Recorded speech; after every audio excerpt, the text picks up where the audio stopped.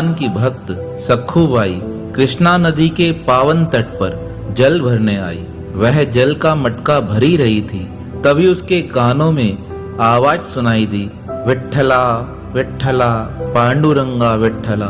उसका ध्यान जल से हट गया। वह सोचने लगी, यह भक्तों की मंडली कहाँ जा रही है। उसने एक भक्त को बुलाकर कहा, आप कहाँ जा रहे हो। वह भक्त कहने लगे, कल से पंढरपुर में मेला प्रारंभ होने वाला है, तुम्हें पता नहीं। आषाढ़ की शुक्ल एकादशी को वहाँ बड़ा भारी मेला लगता है। हम सब वहाँ पर पांडुरंग भगवान के दर्शन करने जा रहे हैं। उनको पंढरपुर जाते देख सखू के मन में भी इच्छा हुई कि मैं भी भगवान के दर्शन करके आऊं। वह अपनी सहेली से कहने लगी, काश मुझे भी यह अवसर प्राप्त होता, मैं भगवान श्री विठ्ठलनाथ के पंढरपुर में जाकर दर्शन करके आती। सखुबाई और उसकी सहेली की बातें किसी एक अन्य महिला ने सुन ली। वह गांव की अन्य महिला भागते हुए सखू के घर आकर सखू की सास से कहने लगी, आपकी बहू तो पंढरपुर जाना चाहती है। वह ऐसा कहकर सखू के घर से रवाना हो गई। अब तो सखू के घर में सखू की सास इंतजार करने लगी कि मेरी बहू पानी भर के आए तो मैं उसको सबक सिखाऊं। सखू जैसे ही पानी का कलश लेकर अपने घर पहुंची, सखू की सास तो बड़ी क्रोधित हो हाथ में डंडा ले सखू को मारने के लिए तैयार थी। जैसे ही सखू ने पानी का मटका रखा, सखू की सास ने सखुबाई को मारना प्रारंभ कर दिया। सखू को तो मार खाने का रोज का नियम था। उसकी सास बड़ी दुष्ट थी। वह किसी ना किसी बात पर सखू को मारती ही रहती थी, इतने अपशब्द कहती थी, पर सखुबाई चुपचाप सहन करती थी। वह सोचती थी, यह दुख और सुख तो परमात्मा के द्वारा प्राप्त होते हैं, मैं किसका क्या विरोध करूं। पर आज सखू की सास कहने लगी, अरे तू सोचती है कि तू बिना बताए पंढरपुर चली जाएगी। सखू कहने लगी, मैंने तो मन में इच्छा की थी, मैंने कोई भागने का प्रयास नहीं किया। वह कहने लगी, तू भागने का प्रयास कर रही है, हमारा घर छोड़कर कहीं जाएगी, मैं तेरी टांगे तोड़ दूंगी। इतने में सखू का पति भी वहां आ गया। सखू की सास कहने लगी, इसे और अधिक मारो और इसे 15 दिन के लिए किसी कमरे में बंद कर दो, जब तक पंढरपुर में मेला चलता रहे। इसे ना खाना दिया जाए ना पानी दिया जाए, भले इसके प्राण निकल जाएं। जितना सखू की सास दुष्ट थी, सखू का पति उतना ही अधिक कठोर था। वह अपनी माता की आज्ञा मान सखू को एक कक्ष में ले गया। उस कक्ष में जाकर उसने बड़े जोर से रस्सों से सखुबाई को बांध दिया। अब तो 2 दिन निकल गए, कुछ खाने का नाम नहीं, पानी पिया नहीं था। आर्त भाव से सखू अपने परमात्मा को पुकार कर कहने लगी, हे प्रभु, मैं भली बुरी जैसी भी हूँ आपकी हूँ। हे दयामय, क्या तुमको मेरे ऊपर दया भी नहीं आती। भक्त की अंतः स्थल से की गई सच्ची पुकार कैसे व्यर्थ जा सकती है। वह तो त्रिभुवन को भेद कर भगवान के कर्ण छिद्रों में प्रवेश कर गई।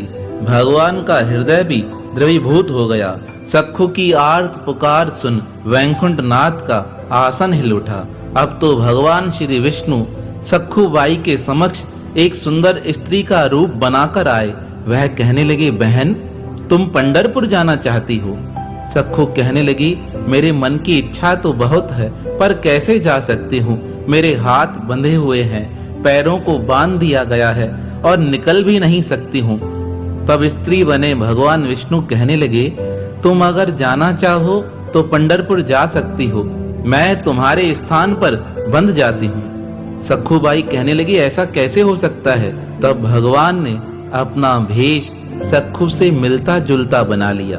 कहने लगे, देखो मुझ में और तुम में कोई ज्यादा फर्क नहीं है, तुम चली जाओ, मैं 15 दिन कैसे भी यहाँ जीवन काट लूंगी। सखू को लगा शायद परमात्मा ने ही किसे मेरे पास भेजा है। ऐसा स्वीकार कर सखू ने भगवान को बंधन से बांध दिया और कहने लगी, अब मैं जा रही हूँ। ऐसा कहा, इतने में तो सखू पंढरपुर पहुंच गई। पंढरपुर पहुंचकर सखू ने देखा, यहाँ तो मेला लगा हुआ है। इस बड़ी भारी भीड़ में मंदिर तक पहुंचना बड़ा कठिन है। वह पुनः प्रार्थना कर कहने लगी, हे नाथ, यहाँ तक बुलाया है, अब तो अपने चरणों का दर्शन भी करा दो। जैसे ही नेत्र बंद हुए, सखू तुरंत विट्ठलनाथ के चरणों के समीप थी। सखू के नेत्रों से आंसू आना बंद नहीं हो रहा था। वह भगवान विट्ठलनाथ को देखकर कहने लगी, अब तो मैं यह प्रण करके कहती हूँ, जब तक मेरा यह शरीर शांत नहीं हो जाएगा, मैं पंढरपुर को छोड़कर कहीं भी नहीं जाऊंगी। विचार करो, यहाँ सखू ने प्रण ले लिया पंढरपुर से नहीं जाने का, और वहां भगवान विष्णु सखू बनकर सखू के घर पे रस्सियों से बंधे हुए हैं। अब तो सखूबाई विट्ठलनाथ के दर्शन कर भगवान के चरणों में ही गिर पड़ी। कहने लगी, अब मेरा अगर शरीर शांत होगा तो यहीं शांत होगा। सखूबाई भगवान के प्रेम में इतना मग्न हो गई कि उसे पता ही नहीं चला वह कब समाधिस्थ हो गई और उसके प्राण शरीर से निकल गए। जब सब लोगों ने देखा यह कौन सी स्त्री यहाँ घायल पड़ी है, लोगों ने बड़ा प्रयास किया सखूबाई को उठाने का, पर वह तो परमात्मा के चरणों में लीन हो चुकी थी। उसके प्राण तो शरीर से निकल चुके थे। मंदिर के महंत ने बुलाकर पूछा, अरे कोई है इसके साथ जो इसका क्रियाक्रम करे? बहुत लोग आकर सखूबाई को देख कर गए, पर कोई पहचानता ही नहीं था। तभी सखू के नजदीक गांव के एक ब्राह्मण सखू को देखकर पहचान गए। कहने लगे, यह तो सखूबाई है, यह तो करहाड़ गांव की निवासी है, मैं इसे जानता हूँ। तब सब लोगों ने उस ब्राह्मण देवता से कहा, इसका शरीर शांत हो गया है, अब आप सब लोगों के साथ मिलकर इसका क्रियाक्रम करा दो। वह ब्राह्मण कहने लगे, भगवान के चरणों में इसका शरीर शांत हुआ है, ऐसे भगवत भक्त का क्रियाक्रम कराना तो मेरे लिए सौभाग्य की बात है। अब तो ब्राह्मण देवता ने कुछ लोगों के साथ मिलकर पंढरपुर में ही सखूबाई का क्रियाक्रम करा दिया। शरीर तो जल गया। वहां विष्णु लोक में बैठी माँ रुक्मणी विचार करने लगी, मेरे पतिदेव भगवान तो भक्त का बंधन स्वीकार कर स्त्री बन सखूबाई बनकर बैठ गए हैं, और यहाँ सखूबाई का शरीर शांत हो गया है, लोगों ने जला भी दिया है, अब भगवान को मुक्ति कैसे मिलेगी? ऐसा विचार कर जहाँ शमशान में चिता जल रही थी, उस चिता के समक्ष माँ जगदम्बा देवी रुक्मणी साक्षात प्रकट हो गई। माँ रुक्मणी ने प्रकट हो सखूबाई की अस्थियों को एकत्रित किया और इकट्ठी की गई उन अस्थियों में माँ भगवती ने जान फूंक दी, और जैसे ही जान आई वह पुनः अस्थियां सखूबाई के रूप में परिणित हो गई। सखूबाई ने देखा, मुझे पुनः जीवन दान किसने दिया है? माता रुक्मणी कहने लगी, मैंने तुम्हें जीवन दान दिया है। सखूबाई कहने लगी, मेरा तो प्रण था जब तक यह शरीर रहेगा मैं पंढरपुर से बाहर नहीं जाऊंगी।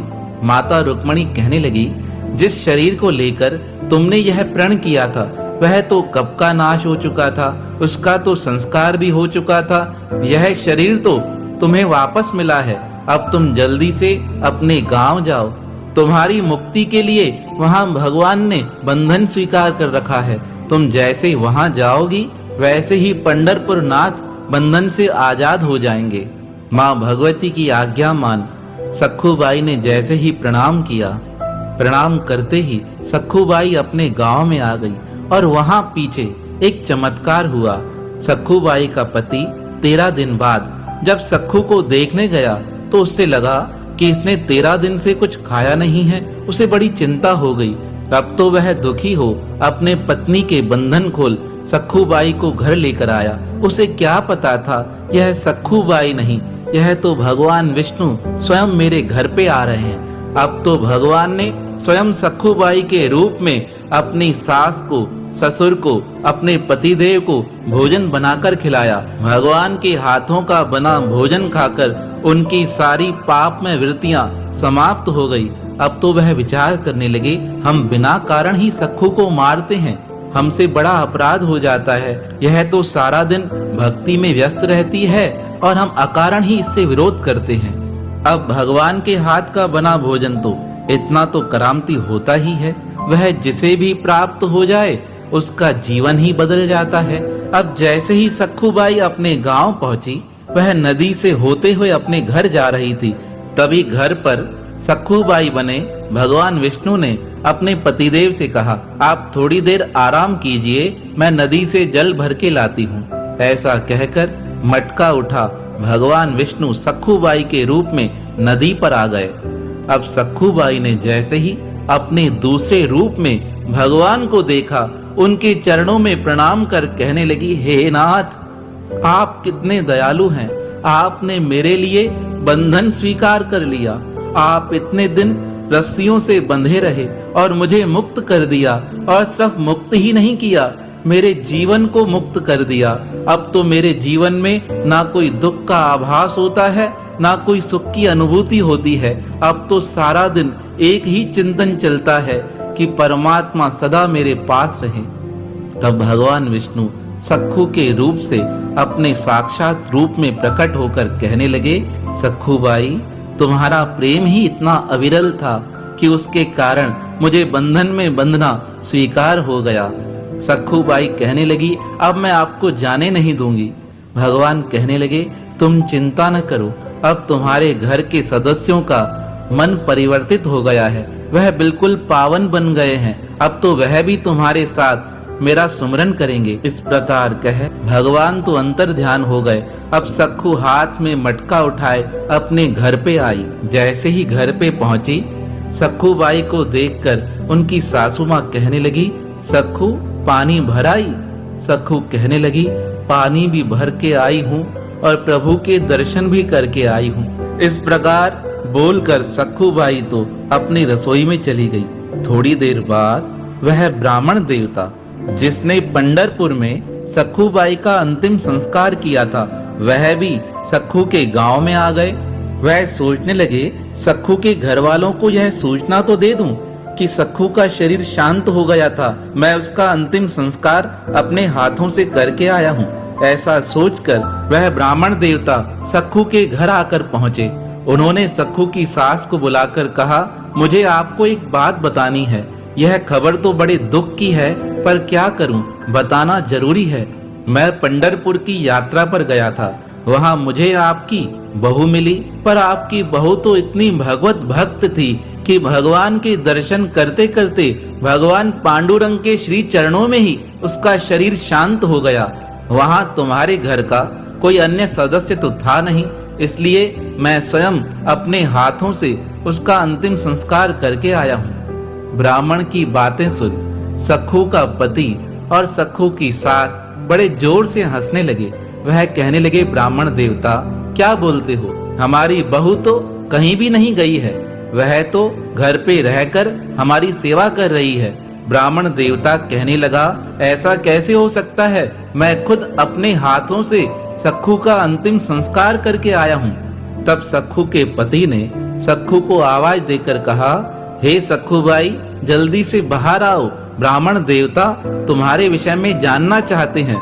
तब सखूबाई ने रसोई से बाहर आकर ब्राह्मण देवता को प्रणाम किया और कहने लगी, हे ब्राह्मण देवता, क्या हुआ? ब्राह्मण देवता कहने लगे, तुम्हारा तो अंतिम संस्कार मैंने पंढरपुर में किया था, तुम यहाँ कैसे आ गई? तब सखूबाई रोते हुए कहने लगी, हे ब्राह्मण देवता, आप जो कहते हैं वह सब सत्य है। ब्राह्मण देवता कहने लगा, मुझे यह बताइए सखूबाई, तुम यहाँ कैसे पहुंच गई जब तुम्हारा शरीर शांत हो गया था? तब सखू ने सबके समक्ष सारी बात बताई, किस प्रकार उसे बंधन में बांधा गया था और भगवान विष्णु स्वयं उसके बंधन खोल कर गए, कैसे वह पंढरपुर गई, किस प्रकार उसका अंतिम संस्कार हुआ और माता रुक्मणी ने आकर पुनः सखूबाई को जीवन दान दिया था। सखूबाई की सारी बातें सुन घर के सब सदस्य बड़े हैरान हो गए। वह कहने लगे, सखूबाई, तुम्हारी जगह भगवान विष्णु ने हमारी सेवा की और हम कितने दुष्ट हैं, हम भगवान विष्णु को भी नहीं पहचान सके। वह स्वयं अपने हाथों से हमारी सेवा कर रहे थे, हमें जोर दे रहे थे, हमारे लिए खाना बना रहे थे और हम उन्हें पहचान न सके। हमसे कितना बड़ा अपराध हो गया है। सखू ने कहा, भगवान ने आप सब पर कृपा की है, अब आप सबका मन परिवर्तित हो गया है। सखू का पति रोकर कहने लगा, सखू, मेरा यह अपराध कब समाप्त होगा? मैंने भगवान के हाथों से सेवा ली है। सखू कहने लगी, सारे अपराध समाप्त हो जाते हैं जब यह जीव परमात्मा का भजन करता है। अब आप सब बातें छोड़कर परमात्मा का भजन करो, आपके समस्त पाप शांत हो जाएंगे। ब्राह्मण देवता धन्य हो गया, ऐसे भक्त का दर्शन प्राप्त कर। तो देखिए, परमात्मा स्वयं अपने भक्त के लिए बंधन में बंधने को तैयार हो गए। किस प्रकार सखू के लिए भगवान ने भक्त का रूप धारण कर लिया और 13 दिनों तक भगवान रस्सियों के बंधन में बंधे रहे। भगवान तो भक्त के बंधन को स्वीकार कर लेते हैं, बस भक्त के मन की पुकार सच्ची हो। जिस प्रकार सखू बाई ने की थी, उसकी दर्द भरी पुकार परमात्मा के कानों तक पहुंची और परमात्मा स्वयं चले आए। तो ऐसे भक्त वसल भगवान के पावन श्री चरणों में हमारा बारंबार प्रणाम है, प्रणाम है, प्रणाम है। काटो कष्ट